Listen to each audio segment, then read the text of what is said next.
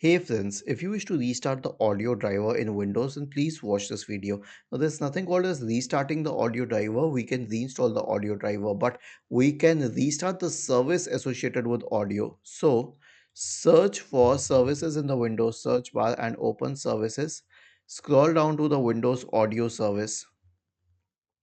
Okay, right click on it and then select restart.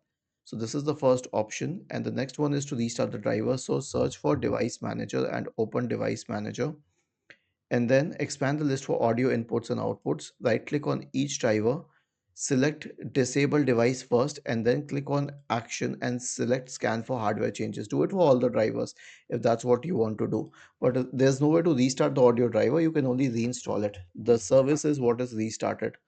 Was this helpful? If yes, then please subscribe to the channel, and if not, then let us know in the comment section of the video on how we could help you further. Thank you for watching this video and have a nice day.